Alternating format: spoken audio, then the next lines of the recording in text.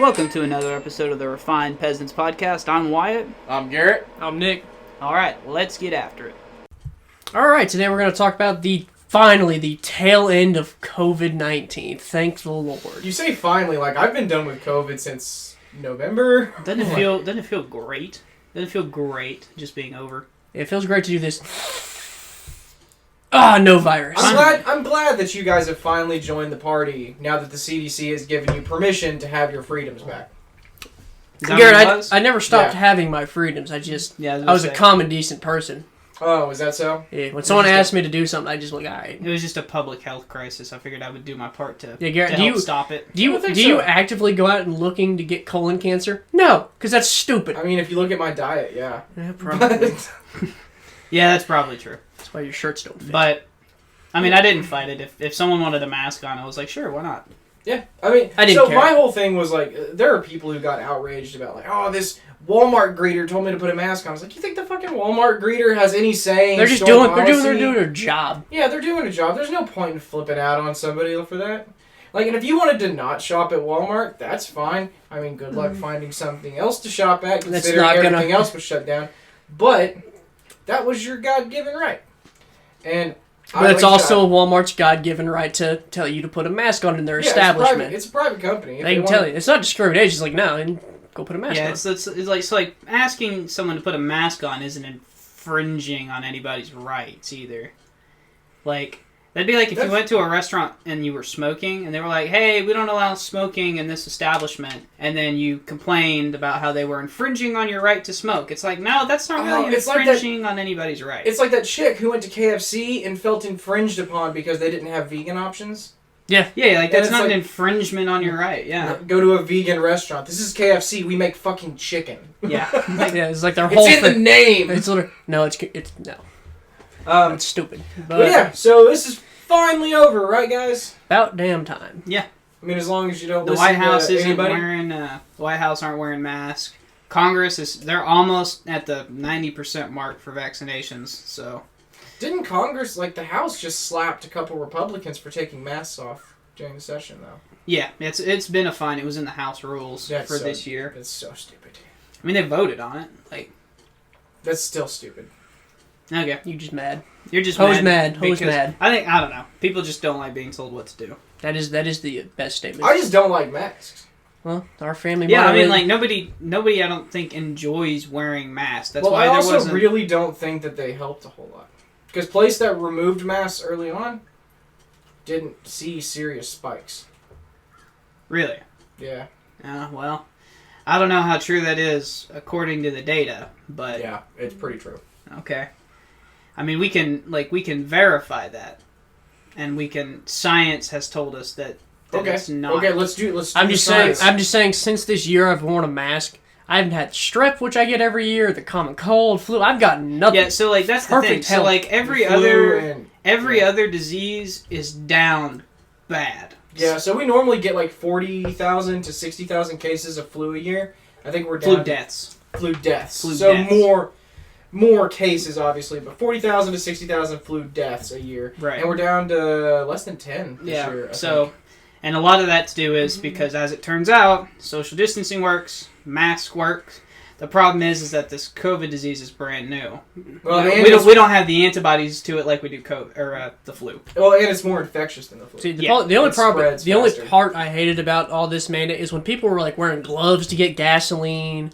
Basically going out in hazmat suits. The only problem I have, there are still people going out in hazmat suits. And if you listen to mainstream media, a lot of people are like, well, you should still be wearing masks. And it's like, no one in America who is worth their salt is still... And, of course, this doesn't include people with, like, if you got AIDS, you got a pre-existing condition that puts you at a much higher risk of death from COVID, then, okay, I understand. But if you're, like, a healthy 25 to 35-year-old and you're wearing a mask, I don't know what to tell you anymore. Yeah, if I know if you got COVID, I'll wear a mask. I think you're a vagina. I think what's ending all this is now, like, a bunch of us are vaccinated now, and trying to tell vaccinated people that they have to wear a mask is a pretty hard ask. Yeah. You know? Because fuck you. Like, whenever I'm fully vaccinated now. I'm the only one, right? Yeah. Okay. I was done with masks. I was done with masks, honestly, since they started telling us to wear masks, but I still did it because that's what we were supposed to do. I did it Yo, because look at you doing exactly what you're told. I had to do it because my job made me. Yep. Yeah, or like most places required it. Which my job now, starting the 24th of this month, don't have to wear masks if you're fully vaccinated. Oh, that's nice. And they can't ask if you've been vaccinated. They can ask for your card. No, they can't. Why Because can't it's they ask? medical. A job can't ask for your shot record? Nope. Didn't know that. They can't ask for your shot records. They can't ask for your medical history. They can't ask for your list of. And you still got to wear a mask. Then it sounds like you're still gonna end up wearing a mask after. That's in the rules, if you show them your vaccination card, they'll give you a pin. Then you don't have to wear a mask. Wow, so we're going to just identifying little stars on us now, huh? Did you really just make that comparison? I did. Wow, I did. For how much shit I got in the last podcast. I cannot believe. Wow. Anyway, point is, this is pretty much done. And once you let the genie out of the bottle on COVID being done, there is no putting us back. I don't think people are going to sign up to go back into lockdown, because Fauci said something a couple weeks ago. It was like, it's probably going to be a seasonal thing where in the winter we're going to have to wear masks and maybe lock down. And I'm like, you're no one. I think everyone's sick and tired of being in their house. Right. We want to go out and do stuff again. We want to go out and do stuff. And we want to go out, just back, and like I said, I have not, unless someplace told me I had to wear a mask to go in, I haven't worn a mask. I haven't stopped traveling. I haven't stopped seeing you guys. I haven't stopped seeing our parents. I haven't stopped doing pretty much fucking anything. I haven't stopped seeing our grandma. Yeah. I did stop seeing Grandma Porter for a little bit, but that's more because she's paranoid and not me. But I always wore a mask around her because she so wearing a mask around elderly people, that's different because elderly people have like a 5% chance be more of dying careful with this. about morbidly obese people.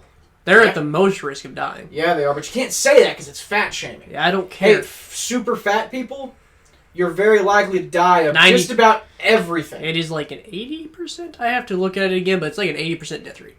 Or no. No, it's not. I was about to say it's not. Not 80. No, I'm sorry, not 80% chance you die, but it spikes like. I can't remember. It's like a. I'm sure it spikes quite a bit whenever you're obese. Yeah, well, so the problem is when you're obese, your organs are already under a lot of stress, and then you get COVID, and one of the primary causes of death from COVID is systemic organ failure. Mm-hmm. So your weak organs are being attacked by something that weakens their organs. Right. And it's just, but. Yep. So what is the death total at? It's at close to 600,000. Yeah, 588,000. In a little over a year. Yep. And that's pretty intense. That's more than that's a Vietnam. Vietnam was about 60,000, so it's about 10 of those. Well, Nick was saying it's almost a civil war. Civil War was around 600 and something thousand, higher up 600,000s.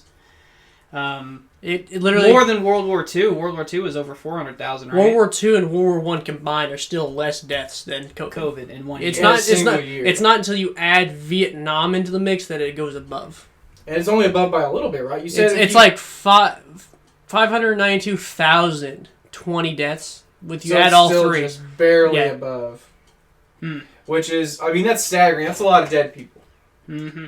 And I don't know. Part of my thing might be when I think of a pandemic, I think of like the Black Plague or the Spanish flu. Like I'm talking millions dead when I think of a pandemic. And I guess globally, it's probably in the millions. Yeah, but the U.S. had millions of deaths from the Spanish flu.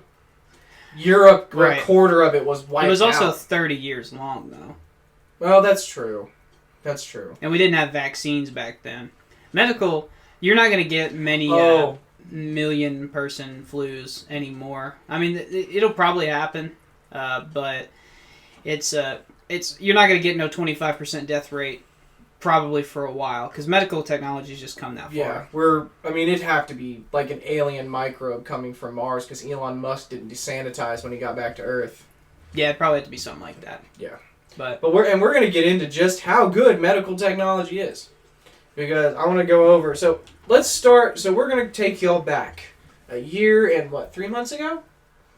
Probably even less than that, honestly. Well, no, it's midway through May, right? So yeah. So we're going to walk down memory lane just to reiterate how far we've come in the past year and 3 months.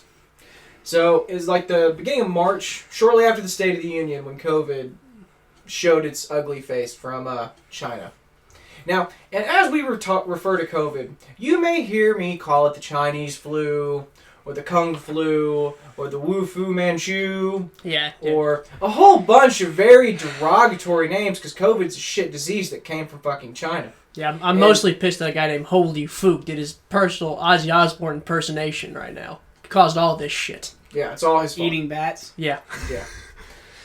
We'll start off. The COVID virus almost certainly came from the medical research facility in Wuhan, China.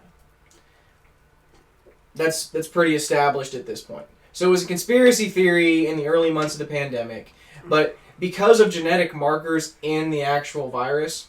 Well, we should understand it's still a hypothesis right now, right? It's still a hypothesis, but the genetic markers in the virus don't show up in nature. They show up in man-made viruses. Mm-hmm. In man-altered viruses, I should say. We're not manufacturing totally new viruses. They took what is probably some form of SARS-CoV-2 from an animal population, and they were experimenting on it. And now the purpose of that is the same. And countries do this all the time. It's not out of... The U.S. does it. China, I'm sure, does it. Russia. We experiment with these diseases so that we can find out, like, what if this crossed the animal-human threshold? If it crossed species into humans. Mm-hmm. So we'd have a little bit better idea of finding it. But it's pretty... It's... I don't think it's been absolutely proven. But it's a pretty strong hypothesis it's still that debated. It came from Wuhan, China. Well, it came discovered in Wuhan, China. We know it's from Wuhan. We just don't know if it came from the meat markets or if it came from the So my biggest theory that I'm on board is it started in the lab and something got out, whether a bat got out or something, it spread out and then it went to the market. Well, that's kind of a mixture of the two theories. Like an experimented bat made it to a meat market, which is, It's very likely. I mean, I think, I don't know, it's pretty hard to catch a bat. Like, what's the odds that one bat gets caught and taken to Wuhan's meat market? Who said it's just one bat? It's like I mean, it could have been dozens. I think most of the time they're not putting this disease in an animal. I think they're usually probably getting it in a petri dish or whatever it is, and then they're trying to isolate it to fight it, and then somehow it just escaped. Yeah, somehow one of the scientists got infected, walked in, and started spreading it. And that's how this all fucking started.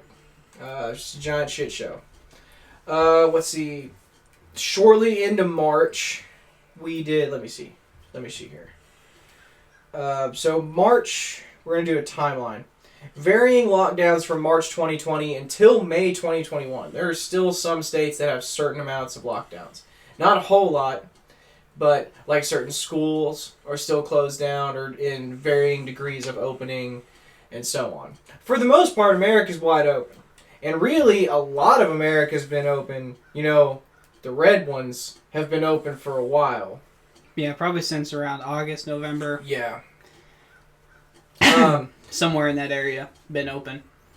So, let's see. In March, we're going to go over into CDC recommendations. But the CDC said, everybody remember, hey, don't go wearing masks. Because everybody's buying mask gloves. You couldn't buy Lysol. You couldn't buy toilet paper. This is when everything was going on. Yeah, this is when everyone freaked out. And the CDC came out and said, hey, look, masks aren't going to help.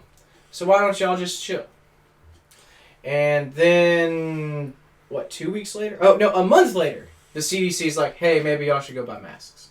Now, yeah, so do you know, we know the real reason they did that was so that way they didn't steal the supply from essential workers. Well, from medical professionals. That's what I said, yeah.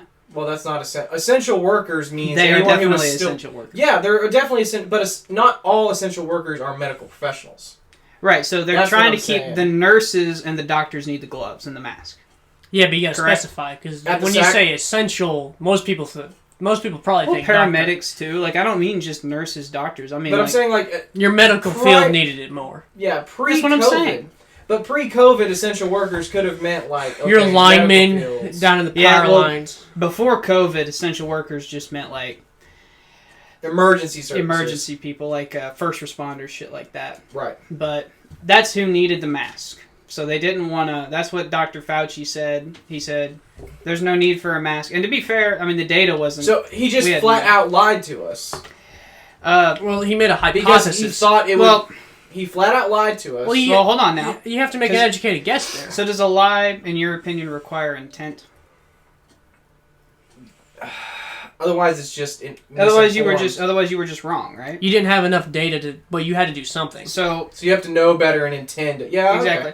Okay, so Dr. Fauci, let's be clear. Whenever COVID first came out, there was no data because I mean it's brand new. What data can you have on something that's brand new? It's not brand new. SARS-CoV-2 is actually a branch family of the SARS virus. Yeah, right, but the swine flu and Spanish flu are two different flus. There's two different strains of the flu, but they're still both influenza. And it's like saying a German Shepherd's a dog and a pug's a dog, but they're still both dogs. And they're still very different dogs, aren't they? I mean, they still operate pretty much the same way. Not really. They're bred differently.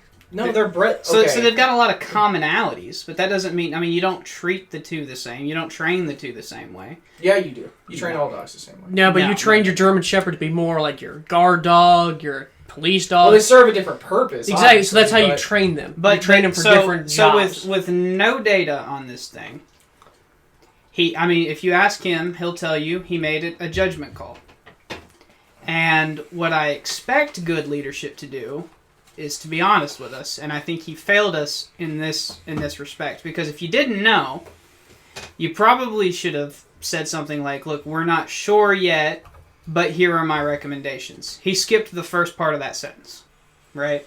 He said at first, mask won't really do much. I think we knew it was. And as data came in, he said, I was wrong, which to him means nothing. He's a scientist. Being wrong is a part of the profession. It's like an everyday thing. So whenever you and I get told we're wrong, it's like a deep offense. It's like we didn't know. Whenever you tell Dr. Fauci he was wrong, it means it's okay. Like, it's fine. I learned something. That's what's important to him.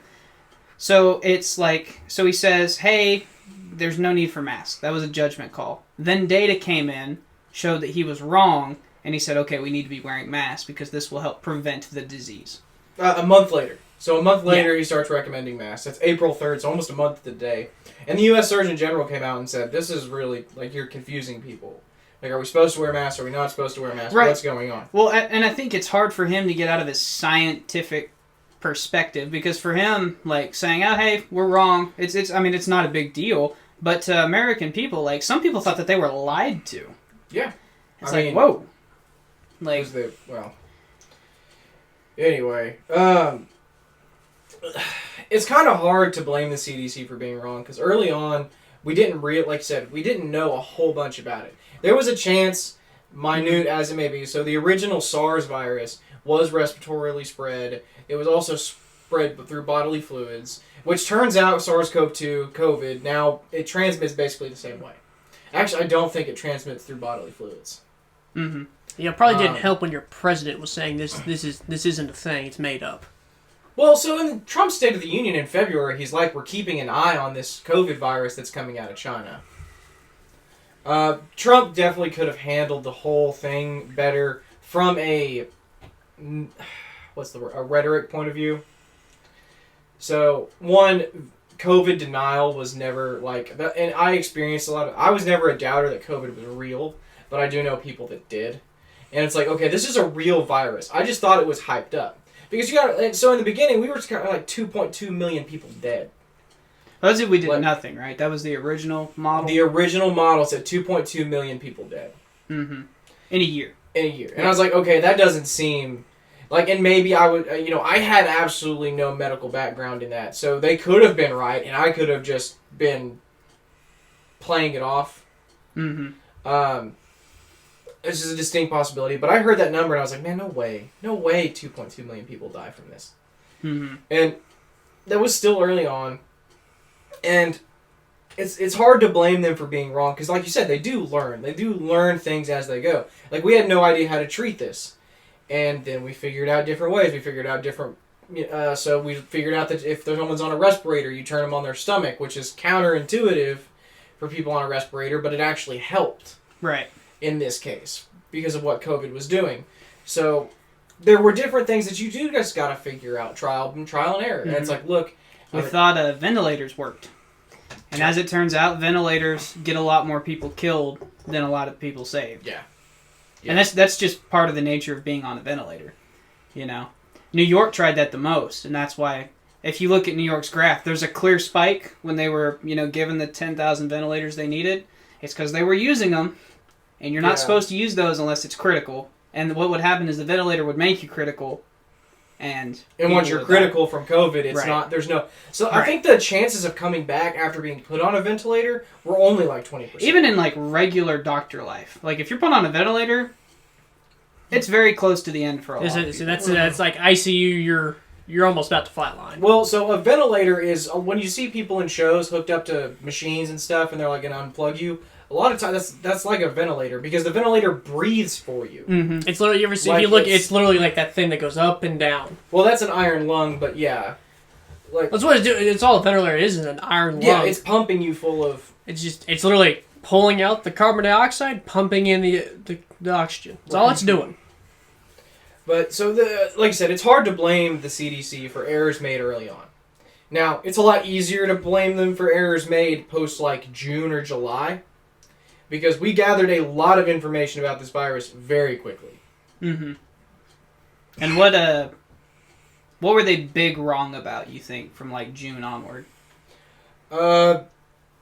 Masking kids, like keeping schools closed. Well, kids are naturally pretty well adapt for this disease. Yeah, so COVID just does not affect people under the age of 12 the same way. Right. Your death rate is statistically non-existent. Right. If you're under the age of 12, which is really fortunate. So I know it's kind of horrible to say, but this was really an old person virus, 55 and up, and you're talking 2-3% death rate here. Right.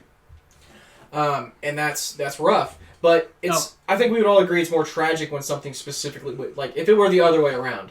If it were people under the age of 12 had a 5% death rate and elderly people were surviving it, like that's a bit more tragic, don't you think? Yeah, you process the old people had their lives, the youngers haven't even started. Right, and now you're comparing a life for a life, and I understand it gets a little complicated there. I'm just saying, like, I'm more distraught when I see like a school shooting than I am seeing a bunch of elderly people get shot up. Now, they're both horrible, and preferably neither would happen, but if I had to choose one or the other, I would choose the elderly deaths over the child deaths. It's like, who would you, if you had to, in a car, you had to hit either a 12-year-old or a 90-something-year-old person. Right, you hit the 90-year-old. Yeah. And I think that's a decision most Americans could probably get. I looked it up, 35% if you're morbidly obese. 35% death rate? 35%. So morbidly obese is like... Or it just says obesity. It never specifies morbidly, but obesity people are, I think, so that's a body fat index, or a BMI, body mass index of like 30 and up is obese. So I think that's a lot of Americans. I think it's specifically because the BMI is not really good. It doesn't account for muscle. Yeah. So if you get body fat percentage, probably be more accurate, but so it just says 35% more at risk if you're obese. Mm-hmm. So it really attacked the obese people the most. Yeah, but when you come to America, there's a lot of obese people, which might explain why we have more deaths. I need to look at it again, but apparently a lot of them were obese people. Yeah. How do you, as far as rhetoric-wise, from the start of this, do you think that could have been handled? So I do think he should have taken it more seriously, and it's not like Trump took serious actions. So he cut off trade. He stopped immigration. He stopped, he did the things the CDC were recommending. And then he even did the 14-day lockdown. And I think he even was okay with a little bit longer of a lockdown until, June. And then he was like, okay, we got to open this back up. Mm-hmm. It's just the way he talked about it. So he didn't... And I think he didn't want his presidency to have any negative aspects. And COVID was going to be a big negative aspect on it. Even if he'd have done pristine, COVID was going to go down in the history books as something horrible that happened to America, really under his watch. And there's no way to get around. It would have been that way if Obama was president. It would have been that way if Reagan was president. Mm-hmm. If something like that happens, it goes down. I think a crisis is a hell of a thing to waste. You know? So, whenever a crisis happens, you can handle it the good way, and I would argue that Trump handled it the bad way. And I mean, like, I think most people would say that he handled it the bad way in the sense that it cost him the presidency, more than likely. You know, like, I think he handled it pretty subpar what he needed to do. So what would you have rather had him do? Just federal mandates from the top down? Like what? Like what do you mean? Like coming in and saying like, no, federally, like from now on everybody obeys what I say. No. That's too authoritarian. Okay. But rhetoric matters. So the problem is, and optics matter. it's still getting the people, no matter who was president, either was Trump or Biden, it's getting the people themselves to do what you want. Yeah. You can't. So you're right. You can't do top down like with I'm masks. going to send national or So I'm going to you send don't- army troops to make sure your state's. Is it we can do masks. Sharia law? You don't have to become Mao Zedong to beat this thing. You don't. You just have to take it seriously and tell your people that they need to take it seriously. Well, But so what- do you what- think we took it any less seriously than the UK? Probably like the average citizen. I mean, like you said, some people thought it was fake, thought it was real. I remember a long time. You said you didn't do mask mandates. But we have. Did people not argue that the death number was fake? Yeah. People. Well, okay. And that's a large number of people. That's not just a So minority. there are some abnormalities within counting COVID deaths. Now, I'm not going to say how much of a percentage that makes up, but you have cases where people got run over by a car and they got tested for COVID and it's a COVID death. Okay? Yeah, I know. Like I these know are a person reported that have, yeah. cases, they do exist, Yeah. and people don't trust the government. No, and I understand that. So but when you wouldn't the job of leadership be then to tell them that, like, you know, we should probably listen to the scientists. Listen to the And guy we who should, spent you know, 30 years. The guy as who a Reagan doctor. nominated and who took AIDS from about 3 million deaths a year to about just a couple 100,000. AIDS is no longer considered terminal because of Dr. Fauci. Well, and advancements in medical technology. Well, that doesn't explain the drop, because the drops from whenever he took over don't match the medical advancements. Hmm. And a lot of that comes from, you know, just telling people with AIDS not to weaken their immune system with more drugs and alcohol. Because as it turns out, like, heroin's terrible for your immune system. And if you son of a and bitch! and if you mix that with AIDS, Who already fucks your immune system. it'll kill you. Literally fucks your immune system. So AIDS, I mean, it was a pretty, no, I'm not going to say simple solution, but I mean just telling people like what basic stuff to do to help you live longer, along with some With pills. AIDS. Yeah. And I think, so, one of the things about Dr. Fauci is, I don't like the man, personally, and I think he's enjoyed the spotlight way more than someone in his position should. You think so? Yeah. I think if he had his way, he would never have gotten it. You don't do magazine covers if you don't enjoy spotlight. Like, that's all I'm saying. Like, I get he has to go on TV and back the CDC's policy because he's the face right now. Right. But you don't have to go do, like, Vogue or New York Times, or you don't have to be the face of everything. You think you really have that choice, though? They want to put Yeah. If they want to put you on a cover of a magazine, you really think you have a choice? Well, so the thing is, Trump definitely didn't want him to be the face, and they still did. Well, that's for sure true, I think. Yeah. I think he... Now, Biden wants him to be the face of it, for good, bad, or ugly, whatever you want to call it. He wants him to be the face of COVID policy. Mm-hmm. But Trump for sure didn't, and he still was. He still went out and did magazine covers and stuff I don't like that. see why people don't And I trust this man. So it's not. I don't think it's directly related to Dr. Fauci. I think people just don't trust the government. They don't trust what their government's telling them. Yeah, but you don't ask a marine biologist to look at a star and tell you how the fucking space works. You don't do that because it's not their job. It's not their See, field. and that's another thing I was going to get into is, so Anthony Fauci is a very one-track mind guy. He has done the same thing for 30 years. And all he does is he looks at a disease and he tells you how to mitigate your risk to that disease, to dying strictly of that disease. Now, he's not taking into account if everyone mitigates the disease in the same way, then what happens? So he's not taking into account economic impact. He's not taking into account drug and alcohol overdoses. He's not taking into account suicide rates. All he's looking at is, I want to keep as many people from dying of this disease as possible. And he makes policy based on that. I don't think so. Because in the meetings where... who was the leader? Was it Mike Pence? Yeah, Mike Pence was the number one. And see, Trump got a lot of shit for Mike Pence being the number one, and I don't understand that. Like, Mike Pence was the dude who talked to the president every day. Yeah. And, plus he... didn't he do a big drug thing in his state in Indiana? Was that him? Yeah. He got like a lot of... He got them clean of like drugs and stuff, so people thought that sort of... I mean, he's by no means a medical professional, but... Right. But, he knows so in those meetings were like the economic heads to the president. Like, you don't think at all they had a discussion? Fauci... I don't think they would have changed CDC guidelines. Well, we need to understand that they're CDC guidelines. They weren't really law. No, but you do know who got a voice on CDC guidelines. Who's that? Teachers' unions. Okay. Teachers' unions got a voice on... Because they were probably the most... They could have been the most infected. That's not true. You think a teacher's more susceptible than a nurse? Or even the stock worker at Walmart? Like...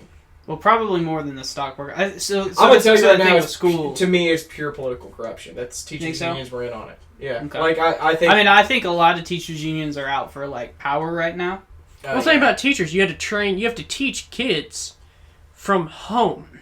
You know how hard that is to teach a 5th grader? Yeah. How to do things from home? Oh, yeah. I'll be honest with you. Grades are falling, failure rates are rising. I mean, they literally told me, everyone in my class graduates no matter what unless told otherwise. I didn't have to do a day of work after spring break. Yeah, so naturally the kids love it. Yeah, so... 2 months, nothing. I did nothing. I told my teacher I'm not doing a thing, and she goes, nothing we can do. Well, and who said, like, somebody came on CNN and said, like, it's going to take us, like, 2 years to recover what we lost, education-wise, from COVID. No, literally. So the teachers... It was someone on CNN, because it was Cuomo interviewing him, and I remember thinking, God, I hate Cuomo's face. So literally, now the 6th grade students have to be retaught 5th grade stuff because they couldn't learn it. So there's a parents faction somewhere in Chicago schools, and they're wanting all the kids to come back a year, to all the kids be held back a year, because I mean it's very clear that they lost a year of education. Right. So they're like, look, this is going to be weird, but this is probably something we need to do. So you're just going to have no 12th graders for a year. No, they're well, I don't know what they're going to do with the 12th graders, Well, but they're probably going to college. Probably. Like, I mean, like, the first year of college is basically high school anyway. So. I mean, could you imagine trying to teach a 1st grader through online learning? Right. Especially when he couldn't learn all what he needed the previous year. I didn't like in-person school that much. I couldn't imagine saying I had computer issues in air quotes, and then I could just turn off my mic and... Or pull a Cartman and take a picture of yourself and set it in front of the desk. I know people who did that, who faked like a freeze. Well, the teacher can't fucking watch all of your images at the same time. Right. Well, he just made it look like it was buffering. That's all he did, and he did jack shit that day. I mean, you know... And he did like once a month. Kids will find a way to cheat the system, man. And I think that getting kids back to school... In person is important. That's what the teachers were pushing for. They want it. So education is important, especially for younger kids to get them started off right. Okay? But it's also important, especially for like elementary school kids and pre-K kids and stuff, middle schoolers even. It's more important for them. Their parents have to go to work. Mm-hmm. They have to be able to go to work. Now, no one wants to... I was staying at home by myself when I was 12. Okay? But I'm not a lot of kids. And you can't leave a 8-year-old at home by themselves while you go to work and expect them to go on their Zoom call. Yeah, go on your Zoom call or not get hurt, or not burn the house down trying to make breakfast. I'm not trying to say the school system is a daycare system because it's not. It's a bit of both, really. It does serve an additional purpose to education, which allows two parents to go to work. Yeah, but... so I do think they fucked up on the education. I'm not opening schools sooner. Mm-hmm. That's what your teachers are mostly pushing for. They wanted to go back to school. They just wanted the resources to go back to school. No, they wanted more money. They wanted more money. Yeah, absolutely. Yeah, you should pay teachers more. Teachers need more pay. Well, that's not even what I was saying. I'm saying, like, they should have... Like, the kids... It's like, if you don't have a mask at this point, Then so like it's sort of like if you walk into Walmart without a mask, just say you forgot it. Walmart, if they're gonna make you wear a mask, they should probably offer you a mask. They do. Yeah. They did at the beginning. Yeah, they did, and I wasn't bashing Walmart saying that they didn't. I'm just saying that like the same thing should be for schools. Well, you have to pay for that somehow, and they just wanted some federal money pushed that way. Yeah, but they're selling it as we want federal money to make us safe, and it's not what they wanted. You don't think so? No, because kids don't transmit it. So again, this is the summer of 2020. We've already gathered that kids aren't transmitting it the way they ought to be. Mm-hmm. They're not catching it the way they ought to be. And what good does it do to put a bunch of masks on elementary kids who are going to they're not going to wear it right. Yeah. And the CDC's come out and said if you don't wear a mask right, it is 0% effective. I don't know. Our high school almost got shut down because COVID came back. Because kids weren't wearing masks. And that's where they started mandating masks in class. Now, of course, sports, you didn't have to wear one. Like, you're and that's another. You're running hills in practice. It's like you're not going to make a kid run hills in a mask. Oh, they did, and a chick collapsed because of it. That's why they told him no. Well, I'll tell you this: I have to work out at college. Not anymore because they lifted their mask mandate. But I did this last year with a mask on. If I wanted to go work out or play basketball, I had to play in a mask. And that was rough. That sucks. So I would just wear a gaiter, they're not masks. Also 0% effective. Right. If you're going to wear a mask and you want it to be effective, it has to be a mask. But most of the time, people are just like, look, if you got something over your face, lift your shirt up for 30 seconds. I don't care. Right. But which is also stupid. Like, again, if it's going to be masks, it needs to be masks. Well, and not masks with a little vent in it so you can breathe, because if it's not inhibiting your breathing, it's not doing its job, because its job... So the funny thing is, masks aren't meant to... it doesn't prevent you from giving it. It prevents you from spreading. It prevents spreading. It doesn't prevent you getting it. Right. So it's like, unless you got it, it really doesn't matter. Right. But the problem is a bunch of people walking around asymptomatic. So like our blood type, we're all O negative. Yeah. We show 0 symptoms. Yep. Essentially. I showed 0 symptoms. When I got my positive test, I think I just got in my own head because it lasted for like 2 hours. And then I was fine. Mm-hmm. So like it was really probably just psychological. I worked, and like every day I got a notification saying someone test positive. Someone test positive. I'm like, what? I worked around so and so that day. If you don't know you're Rh negative, you're much more likely to be asymptomatic. Mm-hmm. You don't know you don't show symptoms. I don't know the science behind it, but I do know that statistically, if you're Rh negative, it affects you less. Mm-hmm. Which, it's just because we're awesome. Right. But we can give to anyone, and we don't show shit. The school aspect for sure could have been handled better. Yeah. Do you think he could have been better about telling us that this is real and that this is something we need to take seriously? Trump? Yeah. Oh, for sure. Okay. Yeah. Do you think he could have? Do you think he could have optically? I really mean this. I don't remember ever seeing him without a mask. I know he did. But I'm saying on TV, whenever he was talking, I never saw him with a mask. I don't think so. I don't. So my whole thing is masks to me was always should be a choice. If you're going to walk around and the place isn't going to require it, well, that's what it is. It should be a choice. So if Donald Trump chose not to wear a mask, then that's fine.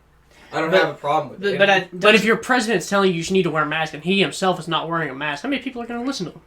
Yeah.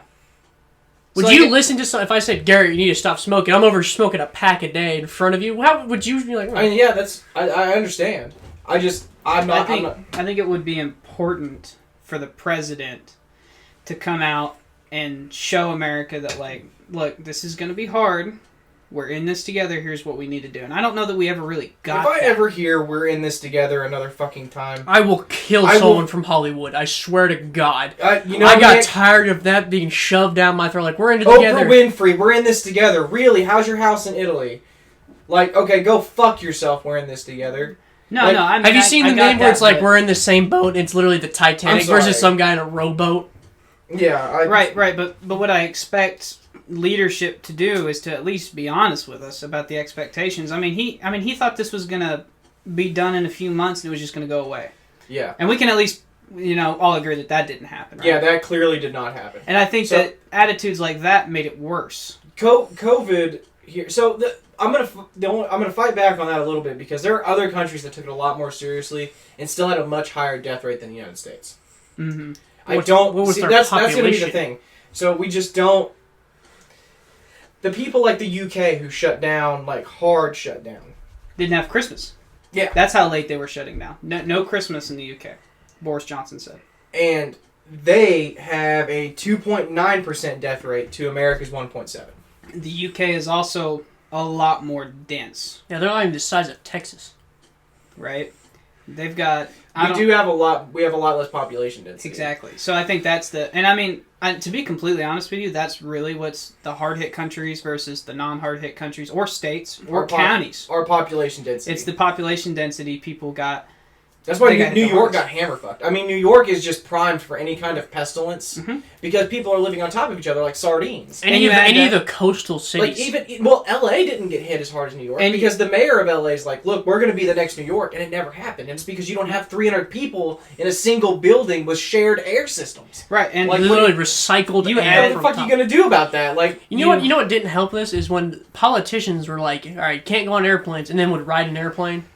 Yeah, you can't see family members, and they themselves. Yeah, so politicians saying like, okay, you got to wear masks, and they're not wearing masks, or politicians saying, hey, you can't go get your hair cut, and then going to get a blowout, or right. Hey, you can't go to gatherings, and then going to 4 gatherings with wife, looking at you, Newsom. I hope they fucking repeal you. You know what? I'm not even a big fan of Caitlyn Jenner, and I hope Caitlyn Jenner gets it, because if that's what it takes to get a Republican in California, he won't. No, I don't she won't. won't. He won't. Did you see why they're killing her? The LGBTQ community? Because she said... Oh, they totally turned on. Because she said transgender shouldn't be... Like, transgender men should not be in women's sports. Well, yeah. I mean... She's right. knows that for sure. She's right. Yeah. I mean, this isn't... If anyone's got more experience as to why... Is the Olympic gold medalist. Because he's looking at these women's sports. I'm telling you, Caitlyn Jenner at... How old is he? Like 55? Somewhere in there. Somewhere in his 50s. He could walk into the WNBA.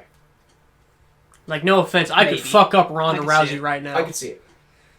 I could okay, so back to COVID. Yeah, okay. COVID. And COVID's going to be the same reason Newsom's taken out.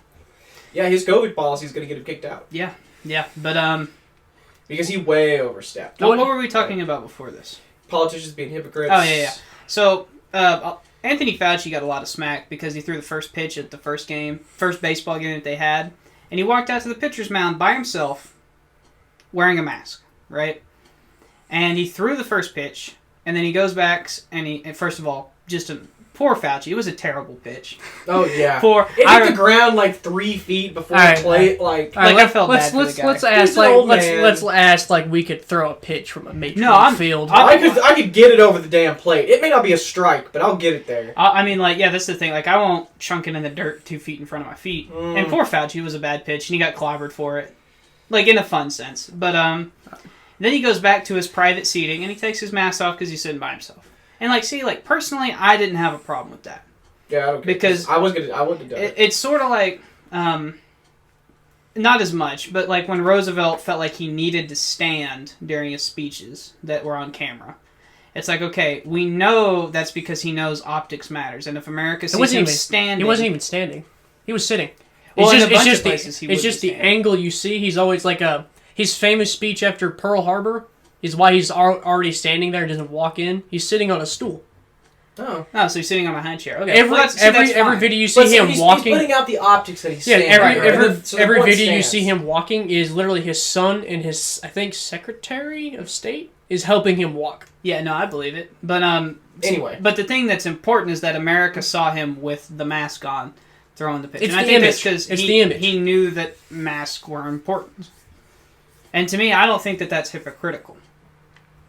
I mean, if he's sitting by himself, that's different from Nancy Pelosi saying, don't go out to get your hair done, or don't go out to wherever unless it's essential. Well, hair salons have to be closed. And then she calls her friend who's a hair salon and says, hey, can you book me in? I know you don't have appointments. And then straight saying, well, I'm a politician. It was a setup. I'm an important person. I need to have my hair... Go fuck yourself.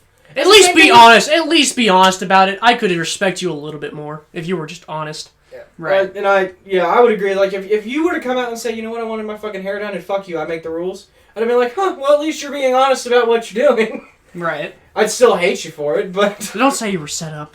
Don't... I take responsibility for being set up. Shove that so far up your cunt. See, right. I'm always like... I didn't care if you wore a mask as long as it didn't hurt nobody to wear a mask. Right. What's it, Thomas? We went over it in the Founding Fathers podcast. Thomas Jefferson, if it doesn't pick my pocket or harm me in some way, it is none of my damn business. Yeah. And that's the thing. If it doesn't harm me in some way, it's the same way with you're vaccines. sitting by yourself. That's my belief on vaccine. I mean, I don't know if I'll get one, but I ain't gonna be an asshole if you did get one. Well, so the thing about vaccines that people are going to say is like, well, by not getting the vaccine, you are harming people because you could be spreading the disease and yada yada yada. And it's a bunch of bullshit because I ain't getting no that vaccine. Why not? Huh? Why not? Well, Okay, I don't get a flu vaccine. I don't get a pneumonia vaccine. That's true. If polio was around, would you get a polio vaccine? I mean, yeah, polio is a lot more serious than the flu. Yeah, well, I mean, I had chronic pneumonia. Would you have gotten the flu vaccine whenever it was like 1940 something or whenever? I mean, probably when it's killing 1 million people, yeah. Okay. I had chronic pneumonia when so I was... how many people would have to die of COVID for you to get the COVID vaccine? I mean, people die from the flu every year, and I still don't get it. I mean, you're talking like 10 times as much die from COVID in 1 year. But I've also already had COVID. And so, damn it, hang on, because I was going to get into this later. But I have a timeline of immunity and vaccine knowledge. Mm-hmm. And we found out in July 2020 that there was post-infection immunity to COVID persisting for several months. So you would get it, and then you're immune to it. That's true. You had neutralizing antibodies. That's true. Almost every disease. Yeah. I don't know, because I knew people who got it twice. It's very rare. I know that. It is, but I know a person personally who got it twice because he had to miss work. And it could also be that he had a false positive. He could have had the flu, had a false positive COVID test the first time, and he had which is that's another thing that wasn't done too well. Is there was a lot of false positives with this testing. Well, apparently we did too much testing. Yeah, according to Trump. Yeah, we still did more testing than China. Good, yeah, good. We're America. China's not fucking good. North Korea had the best testing. It was a caliber. Yeah, they went. Damn. It's 38 caliber. God. And they just asked you. You got COVID? No, sir. You lying? I love how a 38 now cocks like a shotgun. Yep. Lever action 38s. You think North Korea's got good weapons? Anyway. But I think it for sure could have been handled at least a little bit better. I mean, do you remember the phone call that leaked with the dude who also he did Watergate? I don't remember his name. Oh yeah. But oh my goodness, no, it was the journalist. Yeah. Oh my goodness. Would you ever let Trump on a phone call with a journalist who did Watergate is a shit political advisor? Yeah, no shit, right? Like. I don't know. So have y'all seen the thing right now where the needles from the COVID vaccines getting stuck in people's arms, like breaking off? Ow. Yeah, I got a guy at work who had it, and he literally held the magnet up, held to his arm, magnet stayed. Like bare skin, he's like, yeah, needle's still in me. Yeah, no. He's like, well, that's not gonna help me get the vaccine. Yeah. So there are plenty of reasons to not get the vaccine. Now I don't believe it's because there's acid in the vaccine. I don't think. No, it's just. Yeah, why are people anti-vax? So there's a lot personal beliefs. I don't know why people are anti-vax. Most people say don't trust the vaccine. Really quick, Bob Woodward. That's the dude's. Woodard is the dude's name. Who did Watergate? Who did Watergate? So most people say it's because it was created too fast. Shouldn't that be expected with how advanced our technology is? There is a lot of suspicion because of Bill Gates' involvement too, in the vaccine. But we cured malaria. Yeah, but he infertilized a lot. Well, that's what happens whenever you give an experimental vaccine to people in Africa who are desperate for a vaccine. Yeah, you think they really care? You can understand why people are a little cautious. Why would you be? Would you rather be infertile or dead? I mean, the people of Africa will tell you. Yeah, they're pretty happy with Bill Gates. Yeah, they like Bill Gates down there. I bet you asked. That's fine. I'm just saying there are going to be consequences to these vaccines. You just can't tell over time, and so that makes people nervous because you don't know what it's going to be. What if it causes birth defects? In your children. It's kind of like vaping. Before we had all the evidence, we didn't know what vaping could do to you, but now we know somewhat of what it can do. Well, and I have absolutely no evidence that the COVID vaccine has adverse side effects long term. But nobody has any evidence that it doesn't or that it does. Because it is a new vaccine. It was developed in... a few months. Yeah, May 5th, Pfizer and Moderna announced work on the vaccine. This announced the beginning of clinical trials. And November 2020, Pfizer and Moderna announced vaccine success rates of 90 and 94% respectively. Okay. And these are the two. Well, this is the Johnson and Johnson single dose vaccine that's going around again. But my whole thing is, so for me personally, I had chronic pneumonia when I was about y'all's age. I still never got a pneumonia shot. I've never had a flu shot in my life. I'm not planning to get the COVID shot. I'm not at a high risk. I would rather let my body get it and fight it off naturally and build immunity to it. What if your body doesn't fight it off like you think it will? Well, then I've made poor decisions, haven't I? But they're my decisions to make. That is, yeah, fair enough. I mean, your decision. And that's the way I think it ought to be. Well, that's the way it is. Like, don't imply it's the government's making anybody. No. Okay? Some businesses Now, there was are. talk early on in the year about how they were going to try to mandate the vaccine and yada, yada, But not by yada. politicians. Politicians weren't saying they were going to mandate the vaccine. Politicians put pressure on corporations to have their employees vaccinated. Well, that's so not it's not necessarily legislated, it's just Right. political pressure. Like, was it my work doesn't mandate vaccines, but you get a big reward or a chance at like a prize if you do. Yeah, and there's a lot of states are doing that. A lot of different places. Well, are Dunkin' doing that. Donuts will give you free donuts for a year. If you didn't know. If you're vaccinated, yeah. Yeah, I don't need free donuts for a year. It's not like a Neither do 12-pack. I. It's not a dozen. But Oh, it's just a I single think it's a donut? single, but you get it every day for a year. Oh, I could do that. Yeah. That's Get on. insane. You know? Shit, you make me want to get the vaccine now. I'm just saying, But I'm saying it shouldn't have to come to that. You know, there's a reason there's a measles outbreak and a mumps outbreak every few years. It's because these people don't believe in vaccines. So that's the difference. So the polio vaccine has been thoroughly tested. Long-term side effects are known. Mhm. It's totally safe. But But we didn't know that at the time, did we? Right. They didn't. And people still got it. 90% of America. That's still their choice. So bad so that we don't even, like the iron lung, we don't even really have those anymore. So if polio came back, people are dying. They're dying quick. Yeah. Like, But I understand what Wyatt's saying here with like these vaccines we've had for a very long time. I don't understand people not getting them. Because my whole thing with the COVID is I'm not a high-risk group. I'm making a personal choice to be like, all right, I don't want to get this because I don't know what the long-term side effects could be. And there are vaccines that have long-term side effects. I want 2 more kids. God forbid it ends up causing infertility. God forbid it ends up causing, something else. You see, I can respect that position, but the people are like, the government's gonna chip you, or there's something. Right. Those are the people Yeah. I'm like, okay, So- we can't have a talk about this. Yeah, like Bill Gates is microchipping us. It's the mark of the beast, and it's like, okay, guys, No. calm down. No, this is One, I don't think there's ever going to be any denying the mark of the beast, because I don't think God's going to let you get confused about which side you're choosing. I think he's gonna make it pretty plain. Yeah, it's going to be pretty plain that you're choosing the other side from him. So, but I don't, there's tons of conspiracy. This isn't a government conspiracy. They're not trying. And fact check. You have phone. They already know everything about you. They need to know. You ever had a surgery? Any minor or major surgery? They know what they need to know about you. Yeah, they don't the need to government's chip got you. your shit. They don't need to chip you. But I think it all boils down to a mistrust of the government. And yeah, that's fine, but wouldn't the one person that they trusted, who I would argue that most Republicans are the ones that are the anti-vaxxers, right? Well, that's not true. They don't want to get the vaccine. No. The far left is also like that. Because the far left is like, no, yeah, we but want all organic 41% of Republicans don't want to get the vaccine. stuff. Okay.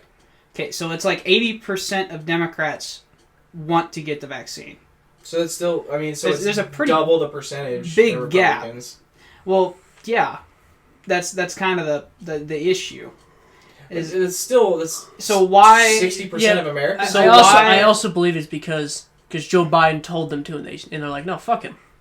They would lose. that's Their probably approval also- ratings might drop if they side with the Democrats or side with Joe Biden. It could be and politics. That's a little sad that politics is getting in the way of this. Because It is. really, this is just a medical health issue. Like, Well, it's a medical miracle if there are no adverse side effects long term. It is a medical miracle that in 6 months we got a 90 and 94% effective vaccine. yeah, I mean, no, that's It's absolutely never happened true. in human history, ever. Yeah, this short, yeah. I mean, it's a miracle, and No, you know who deserves credit for it? Penicillin was pretty quick. The president at the time deserves credit for it. Yeah. Trump deserves credit for the vaccine. I'm trying to give him full credit, but for some reason his constituents don't want to get vaccinated. Well, so he still gets credit. Just because the constituents don't want it doesn't mean he doesn't get credit for enabling it. Trump even came out and said you should get vaccinated. Right, but after belittling the disease for so long, they're like, they don't even think that that's him on Fox News, on Sean Hannity saying that. And that's those crazy people, like the Q people, I won't attempt to understand, but I don't understand why you would be against the vaccine. So, I want to touch on because we're kind of wrapping up the end of like where we're coming from, where we've been with this disease, and we've been talking for like 55 minutes. I want to talk about the bright sides of COVID, like being over, and the good things to come of it. Oh, I can go fishing. Really, well, we haven't even finished talking about COVID. Yeah, I know. I was fixing to say like, really, as far as how the U.S. handled it, we were most in the world for deaths. Yeah. Oh yeah. So most in the world for deaths. But our death rate is actually, like, a lot better than a lot of Europe's. Yeah. Significantly better. And I've got the statistics here. Per 100,000, right? Per 100,000 and the death rate. But actually, per 100,000, we're kind of middle of the pack. But the death rate is significantly better. Mm-hmm. So the death rate in America was about 1.7% on average. It's higher if you're older, lower if you're younger. We take the average of that, that's your death rate. Italy had a 3% death rate. The UK had a 2.9% death rate. Canada had a 1.9% death rate. Mm-hmm. China had a 4.7%, if you believe that, and it's not higher. Germany 2.4%, Russia 2.3%, Spain 2.2%, Sweden 1.4%. They actually did pretty okay. Right. Which the fun part about that is Sweden was the only country in the world to never lock down. Well, you don't need to lock down if you're Sweden. That'd be like locking down if you were New Zealand or wherever. It's like it doesn't make any sense. Sweden has never been, following people. World wars. That's Switzerland. Yeah, Switzerland. Yeah, and if I've got Switzerland. Switzerland is 1.6. Okay. Oh, see, they're not far behind. So the problem and the argument that you're going to get from like the scientists is that they're densely populated, a lot more densely populated than. So the U.S. is more densely populated than Canada? Yeah. Oh yeah. Canada is a big country. It may be bigger if you don't count Alaska. No, that can't be true. Anyway, there's only a few cities you can live in because it's so damn cold. So, like, you've got, like, Ontario, you've got Quebec, you've got, Saskatchewan. So then why did Mexico do so bad? Well, okay, so I guess... Mexico's the same thing. Mexico City is one of the biggest cities in the planet.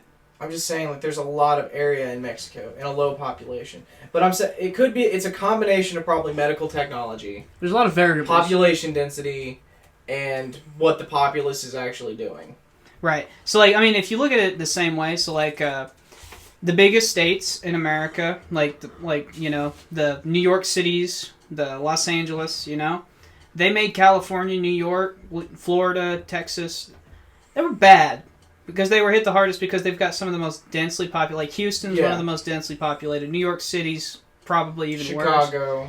They were hit the worst. But if you go to North Dakota, it took them almost a full year to get 10,000 COVID deaths. Yeah, because your nearest neighbor's 5 miles down the road. Right. Montana may still be under a few thousand. Yeah. Like that's... Because no one lives in Montana. Yeah, when you say North Dakota, you mean South Dakota. That's all people think about. Some people don't even know there's another Dakota. Well, some people are stupid. Yeah. Yeah. But, okay, so we finished that part. So, like, how do we think the vaccine was administered? Well, so it was definitely better administered under Biden. Now, he walked in with a lot more assets on hand. Trump had to build the assets, then formulate a plan to disperse them, all while campaigning. Now, you could also make the argument that he should have prioritized, not campaigning, obviously. He should have prioritized vaccine distribution. But, again, Pfizer and Moderna didn't announce vaccine success rates until November. That's true. Trump only had December, January, and so by the end to of start distributing. By the end of his term, he started getting around 1 million a day. But so when Biden took over, there wasn't really a whole bunch of a plan to get it administered. He was just kind of letting Pfizer and Moderna administer themselves. So one of the big things that Biden did was have the military come in and take over the logistics. So like transporting the vaccine. So like have y'all been to a vaccination center? Nope. Military's who's given it to you. Really? What about Walgreens and? Nick, Oh, not that. No, that's not a vaccination center. So like a vaccination center. So like the National Guard will come to a school for a day. That's what they did for us. And a National Guard nurse, doctor, they're the ones giving you the vaccine and transporting That's it. probably why I saw the National Guard roll through. Well, because I mean, the American military is one of the best logistics ever. I mean, they're really incredible. So We are pretty great. yeah. Well, and I will say, so 45% of all American adults are now fully vaccinated, which means 2 doses. And again, Trump deserves credit for getting the vaccine done. Like, Warp Speed was a huge success. Yeah, it was huge. It's really one of the high notes of his presidency. Like, people don't understand how big of a breakthrough this was in this amount of time. The one thing I liked about what Biden did with the vaccine is he made the companies held accountable now. That was one thing that was bad about Warp Speed, was it gave companies immunity from lawsuits going forward. Which also made a lot of people nervous. Yeah. Like, why are you giving them immunity? Like when Johnson & Johnson, those effects came out. Right. Yeah. And if y'all didn't know, that's waived now. Yeah. So Biden waived it. Yeah. So that was something I was really happy to see that he did. It's like, okay, good. That makes me at least more comfortable. Which means it's going to be a mesothelioma commercial in the future. Y'all watch. Yeah, I'm I'm telling you, and that's why I don't want to run the risk of getting a COVID vaccine. No, I mean, like, I get it. Because to me, I'd rather play my odds about getting COVID, especially... Why are you wearing that hoodie in this? It is humid as fuck in here. How are you wearing that hoodie? Yeah, I don't know. Why it's one of those people that wears hoodies all the time. I do enjoy my hoodies. It stresses me out. How do you not get a heat stroke every day? I don't know, just, not a bitch. Says the guy with the vaccine. So, No. 45% of American adults are now fully vaccinated. Good. Now, the CDC has been batting back and forth that, herd immunity could be approached at about 60 to 70% with COVID. Mm-hmm. So if you take into account all the people who have already gotten COVID and are now immune for at least several months, and now the 45% of Americans are fully vaccinated. Now there's something about needing a yearly booster for the vaccine going around. Now I don't think that's like point blank, but I think they're trying to I think they're saying you need a yearly booster for the vaccine, and it's not a one and done. Mm-hmm. Sounds like a flu thing. Like you need at least a flu shot. Well, COVID it mutates very similarly to the flu. That's why there's four strains. Like so, the European strain, the Asian strain, the African strain, and I think Italy had its own strain, which is part of why Italy got hit so freaking hard. But the vaccines are very effective against these strains. So I think it dropped the Pfizer or the Pfizer vaccine from like 90% to 88% effectivity against the different strains. Mm-hmm. So it's not like this new strain comes out and you're totally now. Diseases are smart and diseases are going to evolve. Like their whole evolution's a hell of a thing in when your lifespan's 24 hours as a viral cell. So it happens really quickly. That's why we get a new strain of the flu every 2-3 years. There is a chance that the vaccine just won't work on some newly developed strain that we haven't even thought of yet. And they'll have to come up with a new vaccine. And honestly, I think that's the direction this is headed. It's going to be just like the flu. We're going to we're going to get new COVID vaccines every year. And that's how, it's just part of life now. COVID's part of life now. Because the disease doesn't just go away. Yeah, it's not going away. We're going to have to learn to live with it. Well, and the idea that COVID was ever going to go away once unleashed was an idiot idea. I don't know. There's certain diseases that we eventually just killed off. Now, they came back, measles came back after... People started refusing vaccines, but measles isn't an airborne virus. It's not a respiratory virus. No, it's very true. Like malaria, so we can eliminate malaria by hanging mosquito nets and giving vaccines. So the problem with the flu is everyone has the flu. We all have the flu. It's whether it's dormant or active is different. Well, that's antibodies. Exactly. Like your body keeps us set on standby so that it remembers how to fight it. You literally just have the flu inside of you, and something could just trigger it. So, people still die every year. It's a couple hundred, not in America, all over the world, of the Black Plague. Yeah. And I think it was a few years ago was the last one in the U.S. It was some little girl. And they, were doing the autopsy and they were like, oh, no. Yeah. This is the Black... it kills... it'll kill less and less people every year. That's kind of the way diseases work. Yeah. We just kind of... humans over time will develop more and more immunity to it. Right. That's why, you can see this in other animals. Like some animals at all, like dogs... It takes a lot to kill a dog with a disease. Yeah. They're just their immune system just kills everything. Yeah. It's very hard for a dog to get dysentery. Because they eat poop. Yeah. They poop. They drink pond water. Fetid water. Yeah. Like, Yeah. and that's just the way, as part of the animal kingdom, that's how it works. Right. And viruses are part of the animal kingdom. Like, they're a single cell. Viruses aren't even a living thing. Are you sure? 100%. If we Yeah, if we had found a virus on Mars, would you not? I don't say think. that's I don't think it checks off every box. No, it's not life. It's just a piece of like DNA that self-replicates. I don't think it checks off every. It's not box. like you couldn't. Oh, all the 6. You couldn't 6 or 7 things that prove life. You couldn't trace it on an evolutionary tree. It's not like bacteria. Like bacteria is a living. It's kind of like how fire's not alive. It doesn't check every box. Fire does check every box, though. I remember. No, it doesn't. It doesn't have cell structure. Oh, that's right. It doesn't have. Yeah, it's lacking order. Mm-hmm. Anyway, we're off topic, but so I don't know. What were we talking about before this? Bright future. The 45% vaccination rate. We're actually approaching herd immunity, probably. Well, so the CDC is being very generous. So, like, real herd immunity, 100%. 90%, which is why Congress put it at that. The CDC understands there's no way we're getting that many people. Yeah. They're realistic. Not within any kind of... in a decade, maybe 90% of Americans get... It's eventually going to be like, like how going in, I think, 7th grade, in certain states, you have to have your shots. Oh, it'll never be like that. There'll be too much pushback. No, They don't do it for the flu vaccine. No, but your school does want you to get the flu vaccine. Yeah, but they don't mandate it. It's different than polio. And I especially don't think they need to mandate a COVID vaccine for schools because, again, kids are less affected by this. What if they don't become one day? What if it mutates? And they're Well, more we'll affected? deal with that. Then we'll deal with that when it happens. But even then, they're... Like, the people who don't want to get this are not going to get this. Fair enough. They're not going to get it. And I'm going to get it and be just fine until one day I don't get it, or I do get it and I'm not just fine. And then I suffer the consequences of my decision. And then I'm laughing at you as I'm getting a shot. And that's fine. And when it comes out that the Pfizer vaccine, or I keep saying Pfizer, the Pfizer vaccine makes your testicles swell for the next 5 years to the point of bursting at the size of watermelons, I'm going to laugh at him. Boy, I have testicular cancer. You don't got to worry about me. Wow. Well, cancer jokes. You made bursting testicle jokes. I don't want to hear it. You compared the check mark my work has to... So do we want to talk about the other side effects of COVID besides the deaths? Yeah, it tanked the American economy. Tanked the world economy. It tanked the world economy. It pushed unemployment. At its high, unemployment. So unemployment in February of 2020 was at 3.5%, which is the lowest rate ever.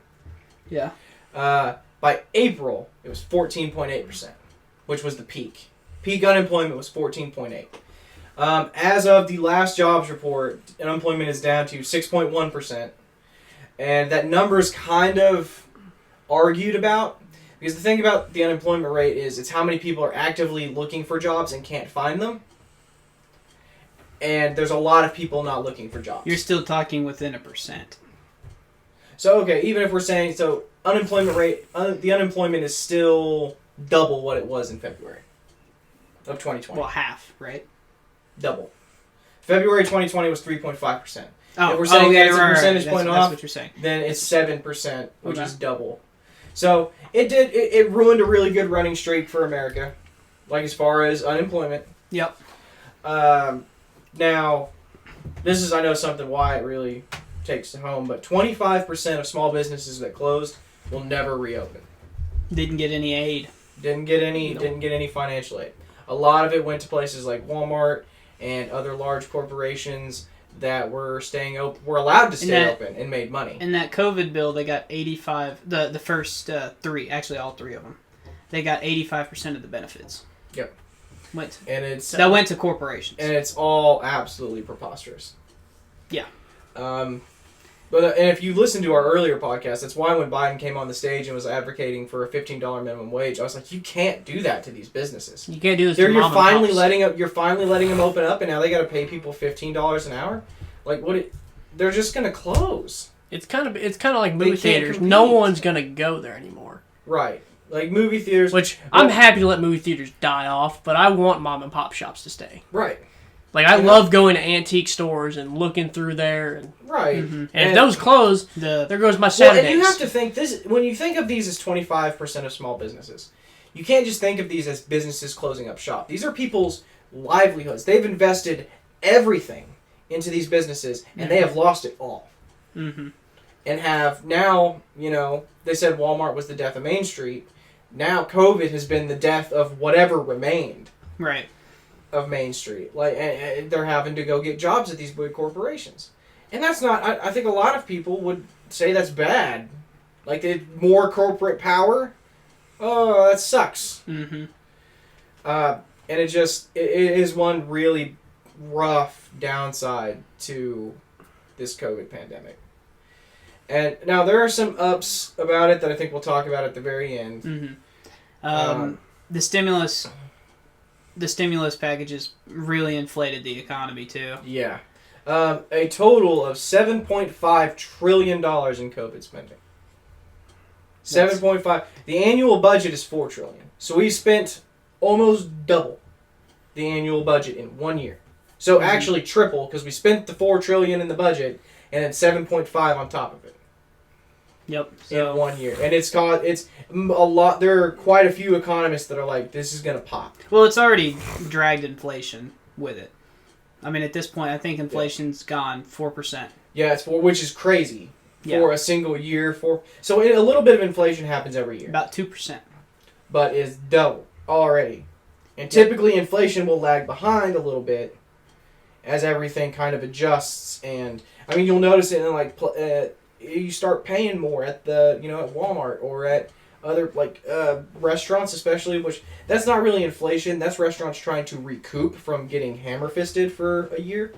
Mm-hmm. But so there are a couple of different ways to deal with that, but basically you want Americans spending less money, which we're coming out of COVID. People are just now able to spend money, really. I mean, on vacations, going out to, the Six Flags or a water park, just whatever. So they're saying inflation, it's probably going to continue. Now, it's not going to go, we're not going to get to hyperinflation at, 50%, but they're saying, we may have 6% inflation by the end of the year. And see, that's crazy. And that's a lot. For a single year. Yeah, that's a lot. I mean, can you imagine paying 6% more for everything? Right. Luckily, I locked in my mortgage 3 years ago, so... Well, that was probably a good idea. Yeah, that's probably... I wouldn't try to build a house right now with lumber prices neither. Yeah, you can raise interest rates. That'll stop the flow of money, but I think he wants to keep interest rates low so that way people can get loans and... Yeah. So... I mean, that makes sense. It's just, it's rough. And I'm not an economist. I mean, I'm a logical thinker. But I don't know what you do to stop it now. The money's been spent. The thing, you gotta stop spending money. But... This really reminds me of when Reagan... You wouldn't like any of the choices to stop it, but... What about Reagan? I was saying, this is kind of like when Reagan just started spending more than lowering taxes. It's like, it almost brought us back to another depression. You gotta be careful what you're doing. And... Well, that's another. He doesn't want to raise taxes. Yeah, you got to. Sadly, I know everyone hates taxes. He's probably gonna have to. I was fixing to say that's one of the solutions. Which I know you're gonna have to raise taxes. I know everyone hates taxes. Fuck, I got my first paycheck ever working finally, and I said, "Son of a bitch!" I see why everyone hates taxes. Yeah, I mean taxes suck. But I understand but if why you're trying to. And the thing is everyone on the right is gonna be like, well, fuck, he promised not to raise it, and that's gonna be a thing because he's gonna have to raise taxes on everybody to battle inflation. And if he has to raise them on the middle class, they're going to beat him over the head.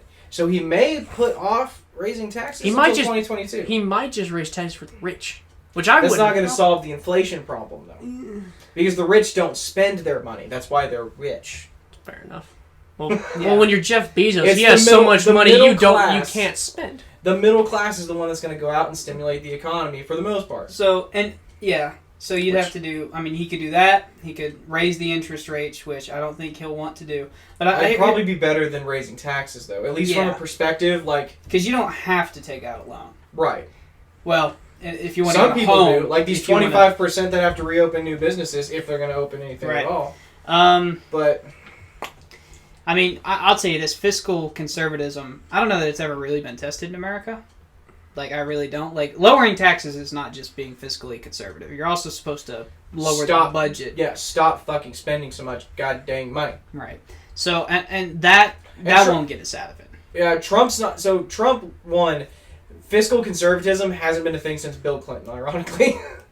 Like, Bill Clinton was the only, like, person who actually got the budget balanced. Well, no, so that's not fiscal conservatism because he raised taxes. And that's how he balanced it. So he just raised it to what he wanted to spend. No, he had a grand old idea that was magic to politicians since the times of FDR. He said, if you're going to have a plan, and that's gonna require funding, you have to have a way to pay for it in the plan. It's fucking magic, Garrett. Yeah. So, like, god dang sorcery. You gotta spend $20, you better have that fucking 20 handy. He's like, look, if you want to build a highway, that's fine, build it, but have a poll tax on the fucking highway, okay? Like, if you're gonna build a turnpike, have something that collects money to pay for it.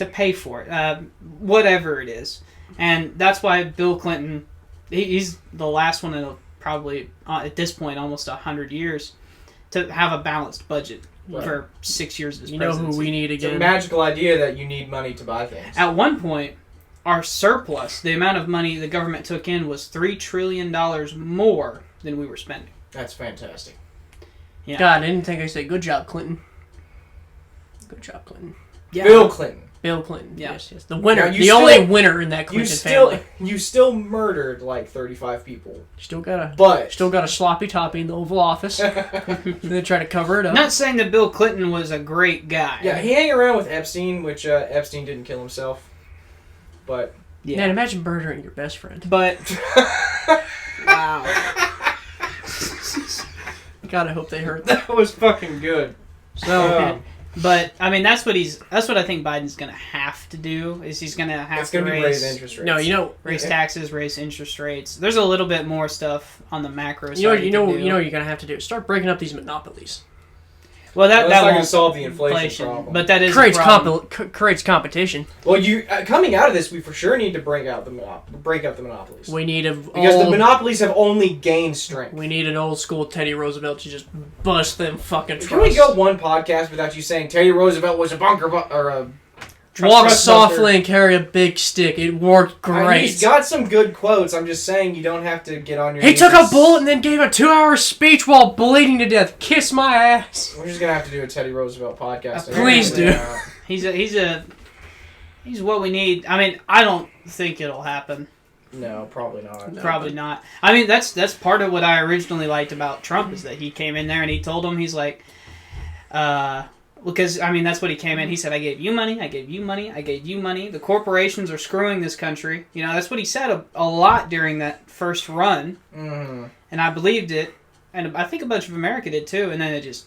Well, yeah, nothing changed. He won. Nothing came of it. Nothing came of it. So, we want to talk about collateral damage from the lockdowns and stuff. Yeah, sure. We can round up the bad and then get to the good. So, the collateral damage from the lockdown... So there were more domestic violence cases, which I'm hesitant to blame that on COVID and more likely to blame that on pieces of shit. Because if you're abusing people at home, you're a piece of shit. Yeah, I'm not going to defend them. So, like, you got a wife, and, like, so minor annoyances that didn't really bother you start becoming prominent when you spend every day. You should never hit somebody because of it. But I heard a lot of people claim, like, you were just at each other's throats all day. Yep. Like, I know him, me, and our father were all at each other's throats because we were just tired of seeing each other. Yep. And hearing each other. And so I believe that has a reason to it. You should never hit somebody. So they are pieces of shit for hitting someone for it. Right. So domestic violence, crime in general specifically violent crime went way up.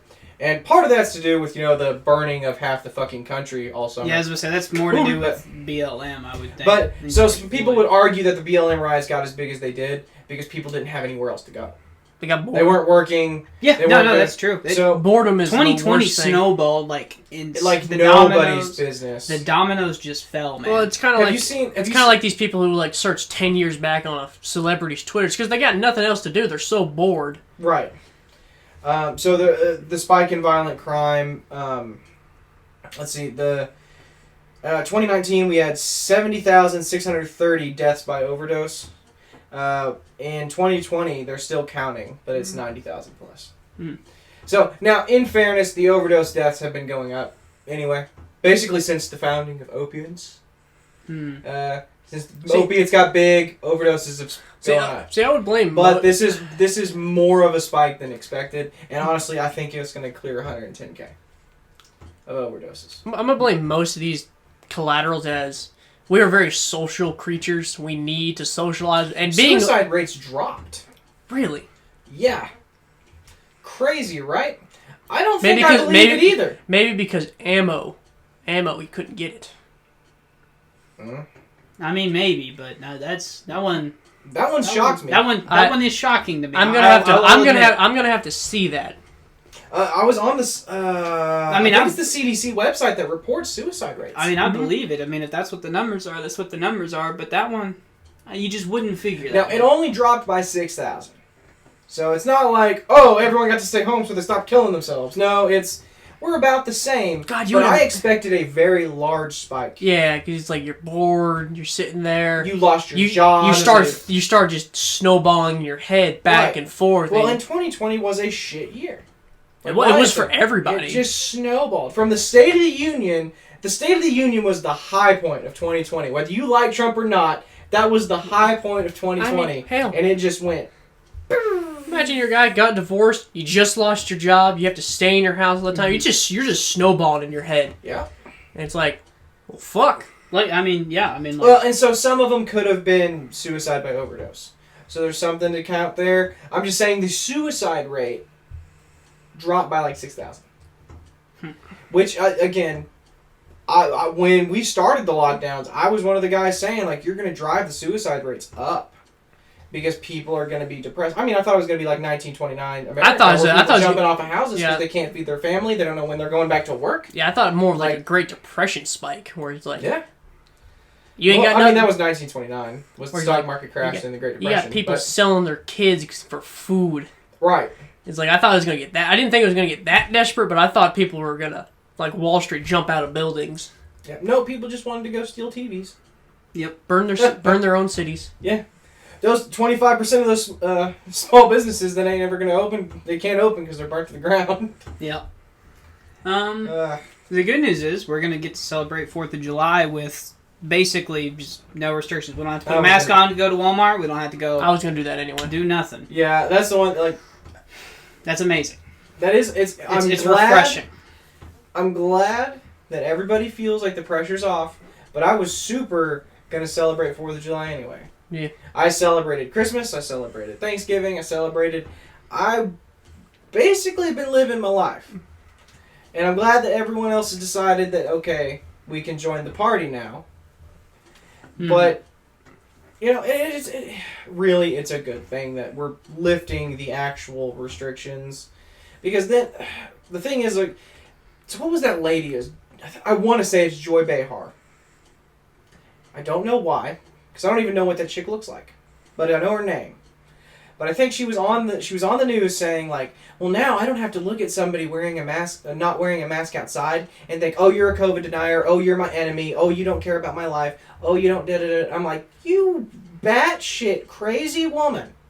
I don't look at a person wearing a mask and think you're my enemy because your politics aren't mine. You're a sheep. You're a sheep. I don't think that. I mean, so why I make fun of Wyatt for wearing a mask. Yeah, but Wyatt can wear a mask if he wants. If he feels safer wearing one, that's fine. That's a personal decision. And he'll get to laugh at me when I get COVID and die. And I'll get to laugh at him when his testicles swell up. Like I'm just over here flipping you both off because I do. Now I will. I only got one shot of the vaccine, so my testicles don't swell. And I'm only one's swollen, and the other's just infertile. Good God! I will say though. When masks do start coming off, I'm an ugly motherfucker, and I'm not gonna like how I look. Yeah, people are gonna actually see how I look, and it's gonna be sad. People gotta start losing the COVID-20. COVID-20, I got COVID-40. I got fat as fuck. Yeah. People put on the pounds. I lost my 6 pack. Wyatt here actually lost fucking weight. Pisses me off. Because he wore hoodies all days and 100 degrees. Yeah, it's like basically walking around in a sauna. Yep. Gosh, it's so refreshing to just to see. Part of this is a lot of this is the vaccine rollout from both the presidents was pretty good, and people getting vaccinated. That's the quickest way to herd immunity. So like as good as it is, people getting COVID and getting the antibodies. Well, you don't really know if you have COVID unless you get tested. But if you get the vaccine, you got the vaccine. Right. So it helps us from a data perspective. And there's 1.7% death rate, but there is less a risk of being harmed getting the vaccine right now. So I'm sure as the years go on, more data comes by. They're probably going to refine it because they're definitely going to refine. They built it in 6 months. Yeah, they're going to have more time to work out any kinks there may be in this vaccine. Mm-hmm. Mm-hmm. Which my big thing on the vaccines is if you want one, get it. If you don't want one, don't get it. That's it. That's the end of the story. It's a personal choice. But so like whenever it was polio, it's like if you didn't get a polio vaccine, people were basically like, "F you, my kid died to polio," you know. And there are going to be people who have lost personal people, like grandparents or whatever, dads, uncles, whatever, kids even. Some kids die from this disease. It's very rare, but they're gonna. You understand it's a little bit different for them because they've lost a little bit of skin in the game. Yeah, and to them it's a little bit more personal. Exactly. And we're lucky. We don't know anyone that's died from COVID. Personally, I don't. No, I don't know anyone either. No, our grandmother made it through. Everybody. But granted, we took precautions. We took precautions when we were. Not saying people in our family didn't get COVID. But we still had family gatherings and stuff.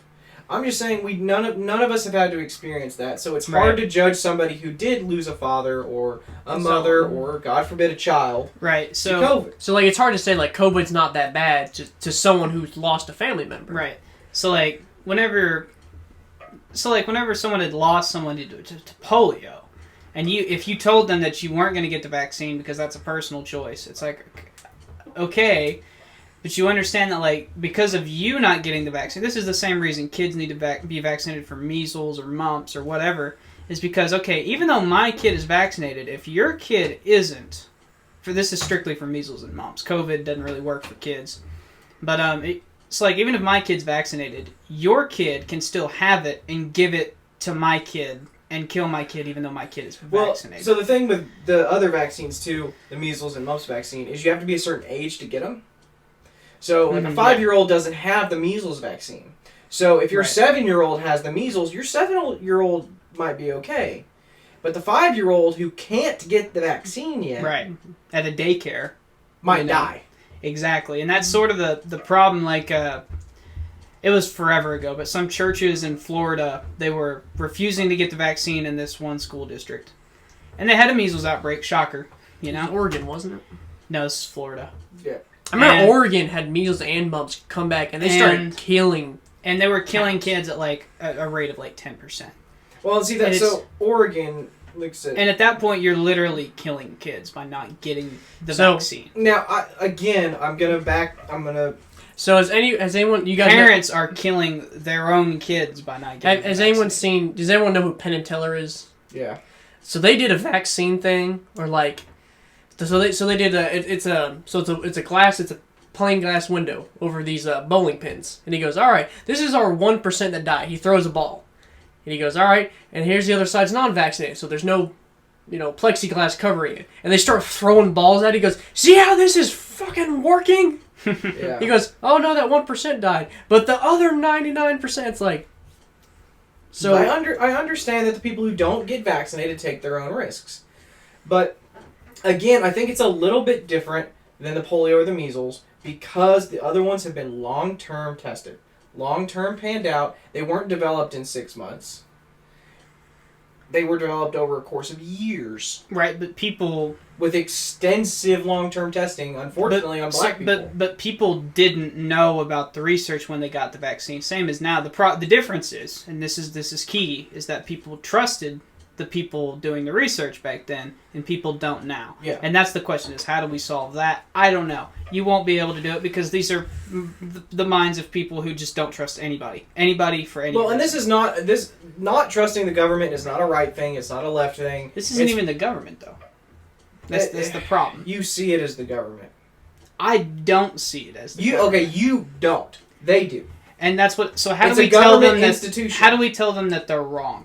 You can't. You're not going to How do we convince. tell them? You're not going to convince Once a you're- tinfoil hat wearer that what they think is wrong. No, That's like true. I said, I could be wrong about the vaccine. I just don't think it's a substantial enough threat for me to take the risk on a So, vaccine. that doesn't would have you wait for long-term tests. data in like a decade down the road? Yeah, 10 years down the road, especially because I'm going to be almost 40 by then okay, I'll think about getting the vaccine. There's no long-term side effects that come of it.